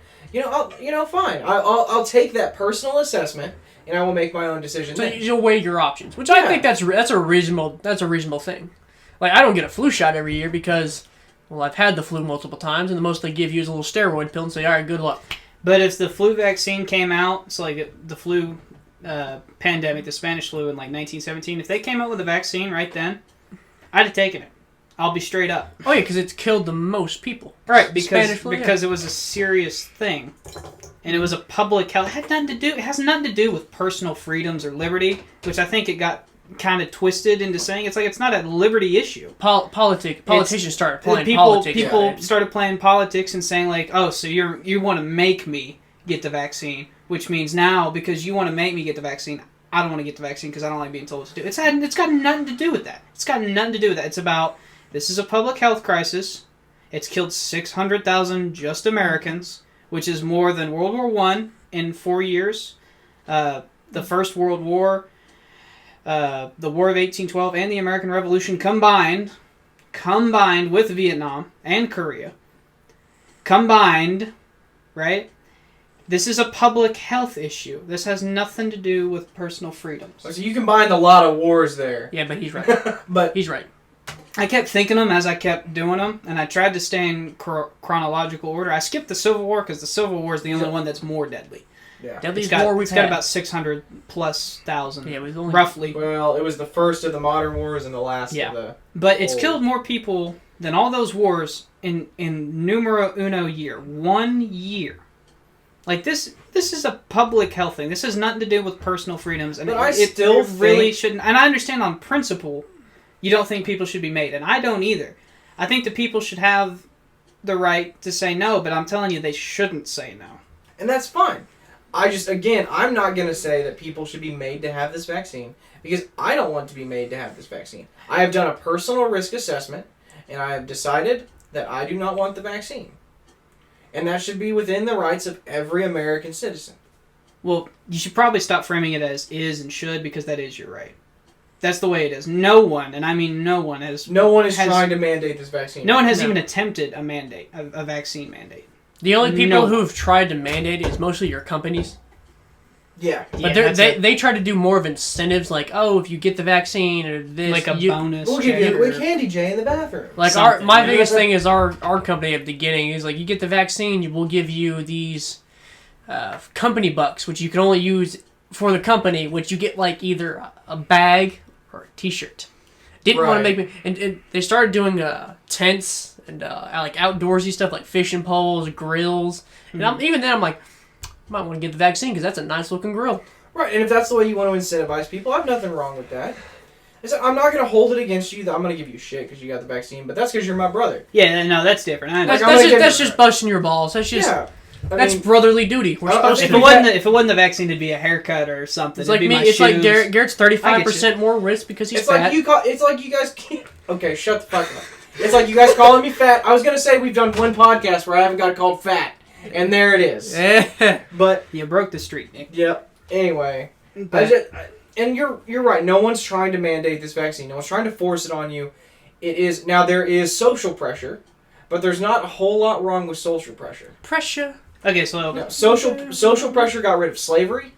Social pressure has made great strides in just civil rights and civil liberties. I mean, let's say that civil rights, For women everyone. rights, end of slavery. Right. It's helped a lot. But that's a group of people deciding. Now, you can be a dick. Like, if I'm out jogging and some chick, or there was a video they played on I think it was Matt Walsh's podcast. But they came on and they showed a video, and it's an 8-month pregnant woman shopping at a grocery store. And some dude comes up and is filming her on the phone and just calling her all the worst things in the world, like, you know, all because she's not wearing a mask. And I'm like, me as a person, If I saw somebody treating somebody else like that, I'd come up and you'd be picking your teeth up off the floor. It was just like me. Went Especially fishing. an 8-month pregnant woman. Was it like in June when this first started happening? I went fishing because it's all I could do. Yeah. And someone came and was like, "You should be wearing a mask." I'm like, "I'm fishing. Literally, it's an empty pond, and it's a giant pond. I'm just fishing by myself, mind my own business." Well, it's like giving Fauci shit for sitting by himself without a mask. Like, okay, that's not like I'm not hurting nobody. I'm out here by myself. Right. Leave me alone. Yeah, there was an overcorrection by people who didn't know what the fuck they were talking about. And to be clear, so like I feel like I wasn't trying to paint like Republicans as the ones who were anti-vax. Liberals are wrong on the other side. For example, they think the death rate they polled them is 12%. The death rate for COVID is not a tenth of that. So when they did the poll, they're just as wrong. They're just wrong on the side of caution. Well, what is it like? I saw they did a poll. It's like between Republicans and Democrats. Like, if you got COVID, what's your risk of dying? Democrats said 50%. Republicans said about 30%. This is like when no, I think you're talking about like how many black people get killed by police officers. Because I've seen that. No. It's strictly COVID. Because it goes into I saw it on Bill Maher's show. And he was roasting liberals because they were, I mean, this is a pretty basic thing you should know about COVID is like, if you're going to have an opinion, if you're going to scream at somebody about it, you should probably know what the death rate is, right? If you're going to scream your opinions, be informed opinions. Don't scream at me that the earth is flat. Right. Because I'm just going to think you're an idiot. I mean, that's a key part that they're wrong about. The death rate is bad, and a lot of Americans have died, but it's not 20%. Right. This isn't the Black Plague in medieval Europe. The only time it goes high is your morbidly obese people or your obesity, where it hits at most 35%. Right. And that's because they have a lot of pressure and stress already on their lungs. So there are individuals who have complicating factors. So I'm sure having AIDS increases your risk for dying of COVID. There's a lot of variables in there. There is. It's just, but on average, for the average American, it is 1.7%. I don't know. I think average American's pretty fat. Yeah, that's why it's that. Yeah, that's why it's 1.7% and not, like, if we were in shape, it probably wouldn't be that high. Yep. But, so what, I lost my train of thought. What good came of COVID? What good came of all this bad? Movie theaters are dying. What good came out of all this? Well, for one, teleworking. Well, you say that. That's probably going to go away. There are a lot of places there are a lot of industries that have realized they save more money by teleworking. They lose a lot of productivity, though. I don't think that's the case. So the data is sort of the thing. It's like getting people to do work at home is a lot harder than getting people to do work at the office. All right, when you don't have all the distractions. Again, it's like school. Well, but see, and I can't say where I work, but where I work, our production rates have increased. We're getting more done. Probably because you're more pressured to, because you are working from home. Oh yeah, they watch they can watch how much you're working on your computer and stuff like that, and they let you know it too. Like, look, you don't get to go home and just slack off. But our production rates as a organization have increased. So now that's anecdotal. We'll see how the national trend goes, but I bet that goes away for most places. Well, and that would be unfortunate. That would, because I think telework is the future. I mean, for sure. Now it wouldn't go away for your higher ups, your management, but it stays the same. That's a good way to piss off the working class, though. Yeah, you think they really care? I think the higher ups would care, because you start making it harder to hire people because you're letting your higher ups work from home and stuff. And you start losing employment and stuff. Anyway, is there any other good that you guys think came of this? No, not really. Personally? Yeah. Movie theaters can die.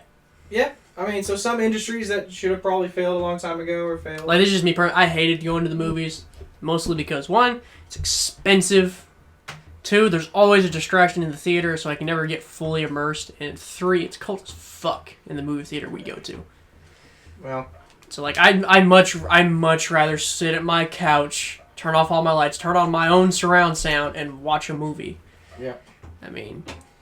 And fuck Hollywood. Yeah, I'll give Hollywood the shaft. So you really can't think of anything positive? that came out of this? Not really, no. Oh. It's fair enough. I mean, It was a really bad year. what was it? This is a bad year. It's a bad year for everybody. Yeah. What's the popular Thanos meme? It's where he's all scarred up and he's looking off in the distance, and it says 2019. I may have judged you too harshly. And it's like, yeah, I remember everyone bitching about 2019, and then 2020 rolled around, and it's like, oh my. Well, 2019 handed 2020 the ball, and 2020 just threw it into a volcano and said, "Fuck your ball." Yeet. Yeah. But it's over now. It is. It's over. It's at least ending. We're Yeah. at least started the process. We're ending. I mean, the White House, they're not wearing any masks at the White House. Congress is going to follow suit pretty soon. There's basically no restrictions anymore anywhere. Like, I can walk into any restaurant now without a mask and nobody's going to care. Whether I'm vaccinated or not, nobody's going to care. Yep. And that's amazing. I mean, I think it is probably going to take at least the rest of the year for everything to readjust Yep. and come back, but we're on the uphill. Yeah. Unless, now, barring some kind of economic crisis, which God hope we can avoid, I think this is really, we're on the downhill slope. Yep. Which probably helps the current guy politically, do you think? Like the end of COVID happening, people are going to start having a higher opinion about the future. Be hopeful. Yeah, we'll see. We'll see if it continues to 2022. Personally, and this is way too early, but I bet the Republicans at least win the House. And there's a pretty good chance that y'all win back the Senate. Yeah. In 2022. So midterms are always a referendum on whoever got elected last time. So it's really going to be a judge on Joe Biden, really. Like, there's no, Yeah. you can't hide in your basement from a midterm. Yeah. You know? And I'll tell you what's funny, and we're rounding up the podcast, so I don't mind switching to subjects, but I mean, it is kind of funny, so every time they would yell about Obama, about like his tan suit or whatever ridiculous thing, he would buy into it. He'd be like, what are they talking about? Like, this is not a... Joe Biden just ignores them, and I think that's what pisses him off the most, is that he gets it, or that Did he's you mean ignoring... Donald Trump? Or... Who? You said Obama. Yeah, so like Obama, like the opposing party would they would go after him with all these gotcha things, and they would try to create like as many uproars as possible. And they did it for Trump too, and Trump bought into him, and he'd go start a Twitter war. Obama would actually talk about it like on a press conference. Joe Biden just ignores him. And Yeah. it's like, The greatest way to piss people off is ignoring them. So the problem with that is he ignores anything that he doesn't want to answer. So he just did a presser about Israel before, which I guess another side. Well, it wasn't about Israel. Yeah. But he was asked about it. He was asked about it, and he's like, nope, I'm walking away. And that's pretty much been his thing. Like, if you want to ask him a question about something he doesn't want to answer, he just walks off. Tio, was that all he said? He said you're going to have to... He made a joke about having to get in front of the truck while he drives off. Oh, you're talking about the thing. Oh, no. Well, the first question he was asked about Israel, he supported Israel. Right. Right. I think he just came out and did it again, too. Oh, he's going to. He's funding them with weapons and money right now. Yeah, he's also funding Palestine, so... America's funding. The money for resources for infrastructure was already approved. Uh-huh. By the previous administrator, whatever. It's like you understand that like it's just his turn to give him the resource. I don't know, but there's no question whose side he's taking. Trump there. cut Palestinian funding. So the money is for infrastructure in Palestine for the Israelis to use. It doesn't go to Hamas. It goes to Netanyahu, who uses it to build infrastructure in Palestine. Oh, so it's just more money to Israel. Yes. Okay, awesome. Great. Okay. Good Biden. Yeah. I will say, he's done some bad things, like the way he talked about Rashida Tlaib after Rashida Tlaib basically came on. It's like... What, he torched her? No, he didn't. Okay. What did he say about... What did he torture?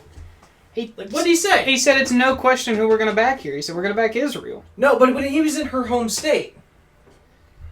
Okay, what was the conversation then?